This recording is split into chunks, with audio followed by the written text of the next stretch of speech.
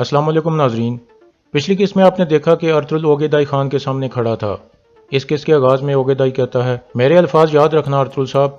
चंगेज़ खान का कहना था कि जानवर को खाने से पहले उसकी टांगें बांध लेनी चाहिए, उसका पेट काट कर फाड़ देना चाहिए और फिर उसका दिल खींच कर उसे मार देना चाहिए। सल्जूक रियासत एक जानवर है जो टांगों से बंधा हुआ है और मेरे जाल में फंस चुका है। मैंने उसका पेट काट कर अपनी मर्जी के टैक्स मंजूर करवा लिए हैं। अब मैं अपनी तलवार के साथ तुम्हारे इलाके में आऊँगा और सुल्तान गियासुद्दीन का दिल अपने हाथों से खींच लूँगा, लेकिन तुम्हारे फैसले से सुल्तान गियासुद्दीन हार जाएगा और तुम जीत जाओगे। फिर ओगेदाई कहता है, अर्तुल साहब, अब मैं अपने पाक खेमे में आपको कहता हूँ कि आप मेरी अतात कर लो। मैं खानों का खान ओगेदाई खान हूँ। मैं सिर्फ उन बहादुरों को दावत देता हूँ जिन पर मैं एतमाद करता हूँ। अर्तुल कहता है, आपके अल्फाज मेरे जैसे हाकिम आला के लिए एक शर्फ की बात है। मैं आपको बताना चाहता हूँ कि आपकी पेशकश ने मुझे इज्जत बख्शी है। यह सुनकर नोयान काफ़ी हैरान होता है। फिर अर्तुल कहता है, मैं दुनिया के सबसे बड़े खान की अतात कबूल करता हूँ। यह सुनकर ओगेदाई मुस्कुराने लगता है, जबकि नोयान हैरान परेशान हो जाता है। फिर अर्तुल कहता है, मैं सल्जूक रियासत का हाकिम आला हूँ। बहुत से तुर्क कबीले मेरी अतात में हैं। मैं जानना चाहता हूँ कि आपने ये पेशकश मुझे क्यों की। ओगेदाई कहता है, तुम्हारे सुल्तान के साथ इस तरह की बात करना वक्त का ज़िया था। आप जानते हो कि मुझे कोई भी ताकत रोक नहीं सकती। अर्तुल पूछता है, आलम इस्लाम के बारे में आपका क्या ख्याल है।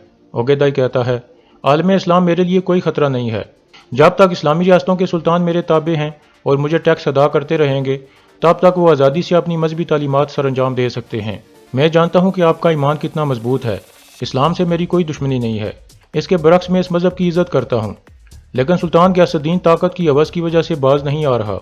अर्तुल कहता है, मेरे ख्याल में इस जंग में बहने वाले खून की एक भारी कीमत हो सकती है। यह सुनकर ओगेदाई खड़ा हो जाता है और अपना कुल्हाड़ा उठाकर कहता है, आपको यकीनन खिदमात का इनाम मिलेगा अर्तुल साहब। मैं आपको सल्जूक रियासत का सुल्तान बना दूंगा। इसी दौरान अर्तुल के सिपाही बाहर बैठे हुए थे। बामसी काफ़ी बेचैन था कि अर्तुल साहब बाहर क्यों नहीं आ रहे। इतने में एक मंगोल सिपाही उनके लिए खाना लाता है और फिर उनके पास बैठकर कहता है, मैं भी आपकी तरह एक तुर्क हूँ। बामसी कहता है, तो क्या तुम भी शान और शोहरत के लिए मंगोलों के साथ मिल गए हो। सिपाही कहता है, नहीं भाइयों, माजी में एक दफ़ा हम इनके जाल में फंस गए थे। मैं और मेरा कबीला एक बड़े अजाब से गुजरे थे। उसके बाद मैं ओगेदाई की फौज में शामिल हो गया। तुर्गत कहता है, क्या तुम्हें कुतलू भाई ने अपने जाल में फंसाया था। सिपाही कहता है, नहीं भाई, मुझे नोयान ने फंसाया था। उसकी एक बहन है आलम गोया, वो और उसके आदमी चमड़े के ताजर बनकर मेरे कबीले में घुस गए थे और फिर उन्होंने हमें बर्बाद कर दिया। यह सुनकर तुर्गत और बामसी सोच में पड़ जाते हैं। फिर बामसी पूछता है, आलम गोया के साथ और कौन था। सिपाही कहता है, उसके साथ उसका कोई रिश्तेदार था। वो बहुत अच्छा शिकारी था। उनके साथ कुछ और आदमी भी थे। यह सुनकर तुर्गत समझ जाता है और कहता है, चमड़े की ताजर और उसका रिश्तेदार एक अच्छा शिकारी। बामसी कहता है, वो अलमिला है भाई, वो अलमिला है। अंदर ओगेदाई अर्तुल से पूछता है, क्या आपने मुझसे डर कर मेरी इताअत करने का फैसला किया है या फिर हकीकत को जान चुके हो। अर्तुल कहता है, मैं पहले से जानता था कि आप मुझे ये पेशकश करेंगे। रास्ते में नोयान ने मुझे आमादा करने की पूरी कोशिश की थी। इसकी कोशिशें रंग लाई हैं और मेरा फैसला आखिरी है। मैं आपके हुक्म पर चलना चाहता हूँ। मैं इस काम की शुरुआत अमन मायदे को फौरन सुल्तान की तरफ भिजवा कर करना चाहता हूँ, ताकि सुल्तान की नज़र में मेरा एतबार और भी बढ़ जाए। ओगेदाई कहता है, सही सोचा आपने। इतने में नोयान कहता है, मेरे खान, अगर आप इजाज़त दें तो मैं आपको कुछ बताना चाहता हूँ। ओगेदाई इजाज़त दे देता है। फिर नोयान अर्तुल से पूछता है, ओगल सरदारों के बारे में क्या ख्याल है। अगर तुम उनको आमादा ना कर सके तो फिर क्या होगा अर्तुल। अर्तुल कहता है, तो फिर खानों के खान ओगेदाई खान के लिए खून बहाया जाएगा। मेरी सिर्फ एक ही ख्वाहिश है कि मुसलमानों और गैर मुस्लिमों को कोई नुकसान ना पहुंचे। ओगेदाई कहता है, आप यकीन रखो अर्तुल साहब, अगर वो मेरी इताअत करें और टैक्स अदा करते रहें तो वो महफूज रहेंगे। बाहर बामसी और तुर्गत बहुत परेशान थे और बेचैन थे, क्योंकि उन्हें अलमिला की असलियत का पता चल गया था। फिर तुर्गत कहता है, मैं परेशान हूँ कि कबीले में क्या हो रहा होगा। अगर उस औरत ने कुछ बुरा कर दिया तो फिर क्या होगा। बामसी कहता है, उसने अभी तक हमारी गैर मौजूदगी का फ़ायदा उठा लिया होगा भाई, और हम यहाँ खड़े हैं। तुर्गत कहता है, हम अर्तुल भाई का इंतज़ार किए बगैर कुछ भी नहीं कर सकते भाई, थोड़ा सब्र करो। अंदर ओगेदाई नोयान से पूछता है, क्या तुम कुछ कहना चाहते हो नोयान। आखिर तुम और अर्तुल मिलकर सल्जूक रियासत, निकाया और कुंस्तांतिनिया को फतह करने वाले हो। नोयान कहता है, जी हाँ मेरे खान, हमें इसके अल्फाज पर यकीन करने के लिए मज़ीद तसल्ली की ज़रूरत है। ओगेदाई कहता है, तुमने कहा था कि अर्तुल साहब अपने वादे पर कायम रहते हैं। नोयान कहता है, ऐसा ही है, लेकिन ये अपनी ज़रूरत के मुताबिक सच को घुमाने में और फिर उसे तलवार बनाकर दुश्मन के दिल में घोंपने में भी बहुत माहिर है। इसी वजह से ये अपना एक बच्चा हमारे पास रखवाएगा। تاکہ اگر یہ اپنا وعدہ توڑے تو اس کی قیمت اسے اپنے بچے کی زندگی کی صورت میں چکانی پڑے۔ یہ دنیا میں جہاں بھی جائے آپ کے اور میرے غضب سے بچ نہ سکے۔ یہ سن کر اوگیدائی ارطغرل کو کہتا ہے، اگر آپ مجھ پر اعتماد کرتے ہو تو پھر آپ مجھے اپنے بچے کو پروان چڑھا کر ایک بہادر منگول کمانڈر بنانے پر رضامند ہو جاؤ گے۔ پھر اوگیدائی کھڑا ہو کر تعلیب جاتا ہے تو سپاہی ایک علامت اٹھا کر اندر آ جاتا ہے۔ اوگیدائی کہتا ہے، یہ علامت میں نے سونے سے بنوائی ہے جو اناتولیا پر میری برتری کو ظاہر کرتی ہے۔ ہمارے درمیان معاہدہ تب مکمل ہوگا جب آپ اپنے بچے کو ہمارے پاس لاؤ گے۔ ارطغرل کہتا ہے، اس معاہدے کو مستقل کرنے کے لیے میں اپنے بچے کو خود یہاں لے کر آؤں گا۔ اوگیدائی کہتا ہے، میں تمہارے سلطان کے ساتھ اس 2 سال کے امن معاہدے پر قائم رہوں گا۔ اس دوران میں اپنی فوجوں کو اناتولیا میں گھسنے کے لیے تیار کروں گا اور باقی کام تمہاری اور نیان کی مہارت پر ہوگا۔ یا تو آپ خون بہائے بغیر ریاست کو اپنے کنٹرول میں کر لو گے یا پھر میں ہر چیز کو تباہ کر دوں گا اور سب کو جلا ڈالوں گا۔ یہ کہہ کر اوگیدائی امن معاہدہ ارطغرل کے حوالے کر دیتا ہے۔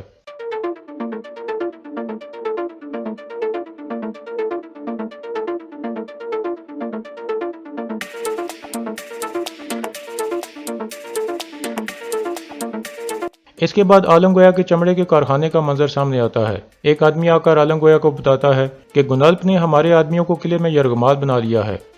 عالم گویا کہتی ہے، گنلپ کافی ذہین ہے، وہ جان گیا ہوگا کہ وہ سلجوق سپاہی نہیں بلکہ منگول جاسوس ہیں۔ اب وہ ان کا پیچھا کر کے اصل مقام پر پہنچنے کی کوشش کرے گا، لیکن ہمارے آدمی کسی اور طرف جائیں گے۔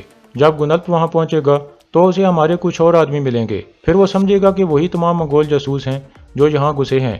اس طرح ہمارا نام صاف ہو جائے گا۔ اس کے بعد عالم گویا اپنے کچھ آدمیوں کو اس طرف بھیج دیتی ہے۔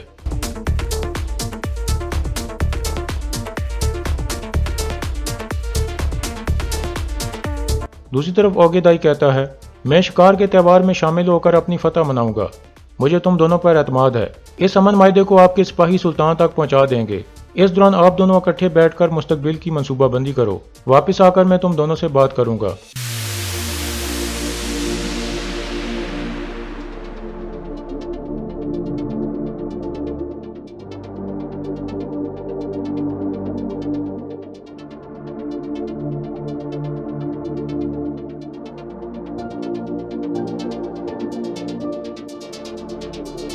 باہر کچھ آدمیوں کو بندھا ہوا دیکھ کر ارطغرل پوچھتا ہے، ان کا کیا جرم ہے نویان؟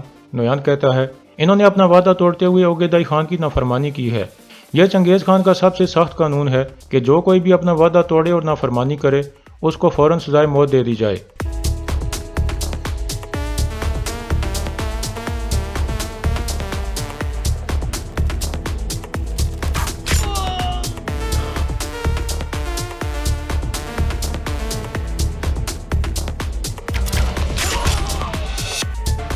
اس طرح ان چاروں آدمیوں کو مار دیا جاتا ہے۔ پھر نویان کہتا ہے، تم نے ہمیشہ مجھے حیران کیا ہے ارطغرل، تم اس ریاست کو بیچ رہے ہو جس کے لیے ساری زندگی تم نے جنگیں لڑیں، اور اب سلطان بننے کے لیے اسے دھوکہ دے رہے ہو۔ ارطغرل کوئی جواب نہیں دیتا اور چل کر اپنے ساتھیوں کے پاس آ جاتا ہے۔ پھر وہ ترگت کو کہتا ہے، اوگیدائی خان نے امن معاہدے پر مہر لگا دی ہے، معاہدے کا کاغذ اس تھیلے میں ہے، فوراً اپنے سپاہی لے کر جاؤ اور اسے کونیا میں سلطان تک پہنچاؤ۔ بامسی پوچھتا ہے، کیا آپ ہمارے ساتھ نہیں آئیں گے سردار؟ ارطغرل کہتا ہے، امن معاہدے کی خوشی میں ادھر ہی ٹھہروں گا، ہم کچھ بات چیت کریں گے اور پھر میں بھی قبیلے آ جاؤں گا، آپ لوگ فوراً روانہ ہو جاؤ۔ ترگت کہتا ہے، جیسے آپ کا حکم سردار۔ پھر نویان کہتا ہے، تمہارا سردار محفوظ ہے، میں چاہتا ہوں کہ تم لوگ صحیح سلامت ہمارے علاقے سے جاؤ۔ اس کے بعد نویان ایک منگول کمانڈر کو ان کے ساتھ جانے کو کہتا ہے۔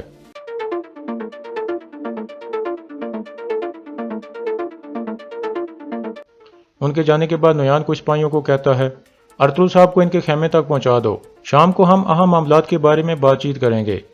پھر ارطغرل ان سپاہیوں کے ساتھ چل پڑتا ہے۔ اسی دوران گھوڑوں کے پاس جا کر بامسی کہتا ہے، ہم نے بھائی کو الملا کے بارے میں بتایا ہی نہیں، ہم کیسے ان کو بتائیں گے؟ ترگت کہتا ہے، میں تمہیں راستے میں بتاتا ہوں، تھوڑا صبر کرو۔ اس کے بعد وہ وہاں سے روانہ ہو جاتے ہیں۔